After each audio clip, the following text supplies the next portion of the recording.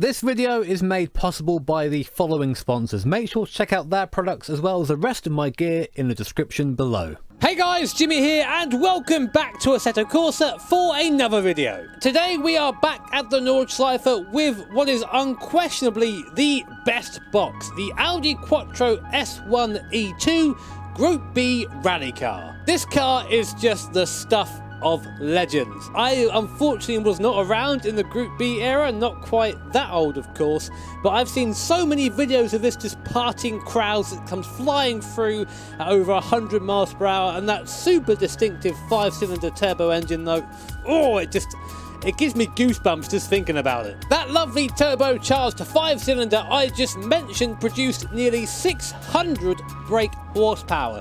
And this is a rally car from the late 80s, and it would still do 0 to 60 in just over 3 seconds. Truly mind-boggling figures for the time. In fact, this variant of the Audi Quattro S1 actually won at Pikes Peak, albeit with a couple of aero changes. That's just how much of a beast this thing was, and well, still is today. The other thing this car is famous for is Quattro. This was the first rally car to actually utilise four-wheel drive in a successful way. Now, it's quite hard to find information on this, and maybe I'm just looking in the wrong places, but this car had a fixed torque split, old style four-wheel drive, which means that cornering was basically one big understeery slide wherever you went, and of course, there was no handbrake. So you had to do all your turning by flicking the rear of the car, and it makes this thing very unique to drive, especially on a circuit. But introductions over, let's go see how fast the Audi Quattro S1 E2 Group B rally car can lap the Nordschleife. Okay, here we are inside the Audi Quattro S1 E2, one of my favourite rally cars ever, and probably my favourite Group B rally car. I'm not really quite sure where I think this car is going to fit in our leaderboard. I had a quick look. The Chevy SS NASCAR did a 724 and the Formula E car did a 734. So I'm sort of hoping we can beat the Formula E car. I have no idea how fast this car will be around here. I just know this lap is going to be very sideways. So let's build those revs. All four wheels spinning.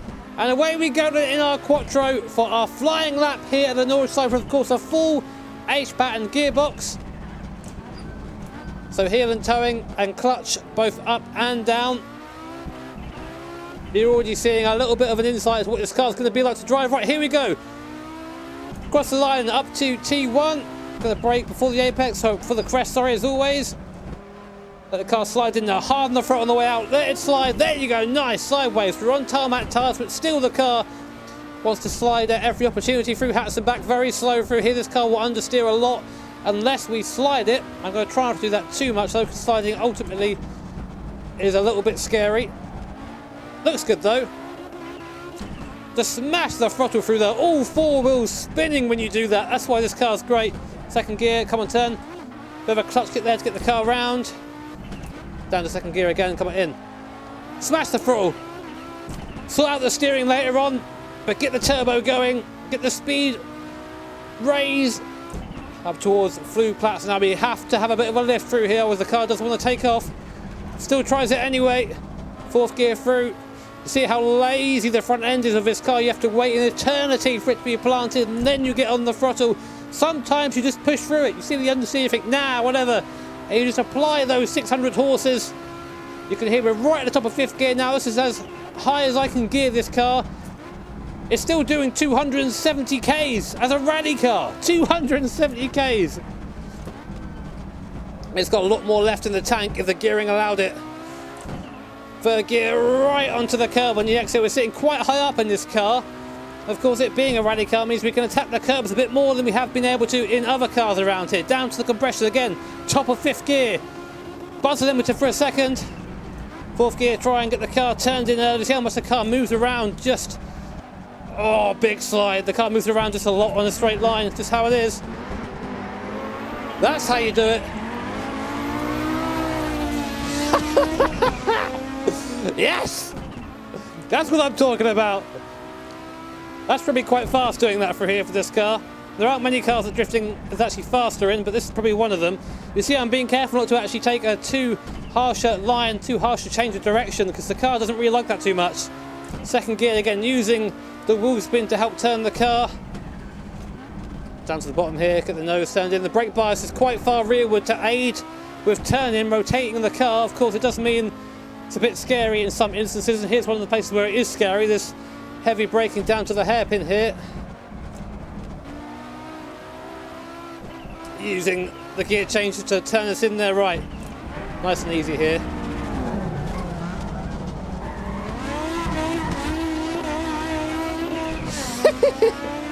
Oh yes!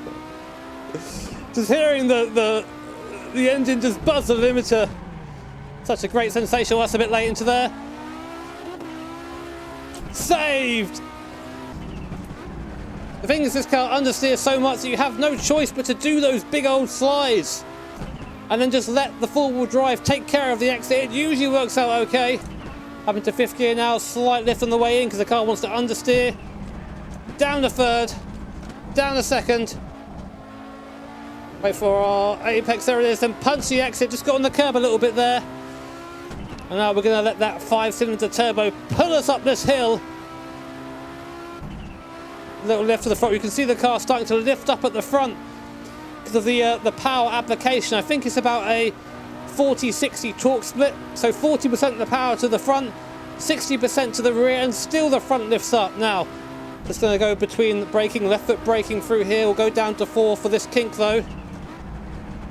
Trying to wait, trying to know where the car's settled to make it back on the throttle. Nice, you can hear the turbo there. Just the suck of the turbo. One of my favourite sounds ever in any car, which is why I own a turbocharged MX-5. Also, I'm a hairdresser.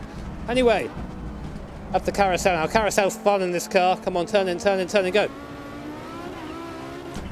The car's struggling a bit for traction there as I just hit the curb on the inside right. Carousel time. Third, second, get it turned in. Oh, just about made it in there.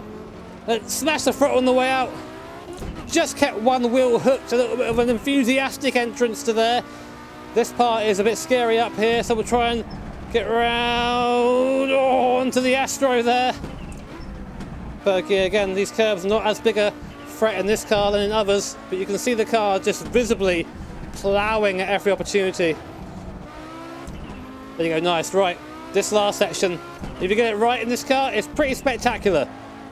If you get it right.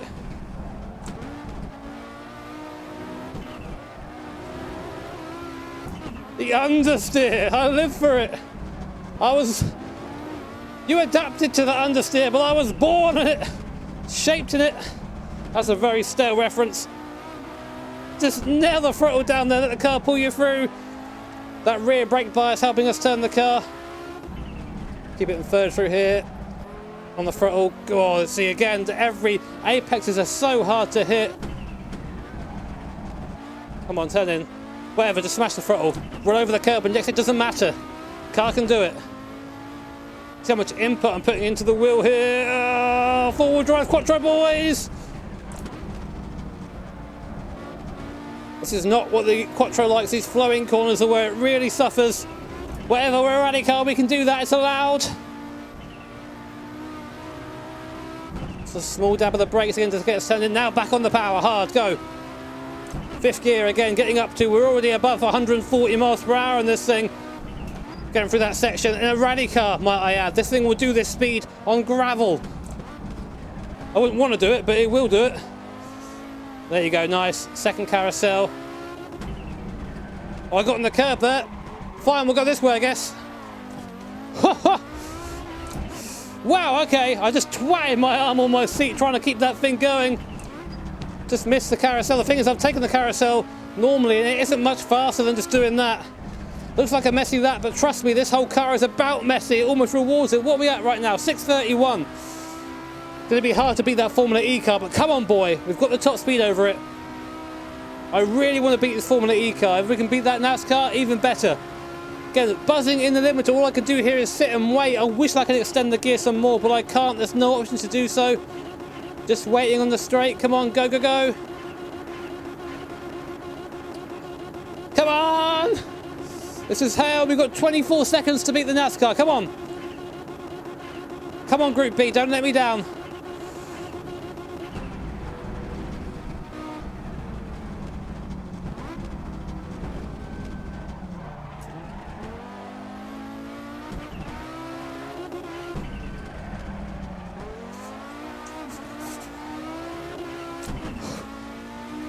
Yeah, yeah, 720, 720.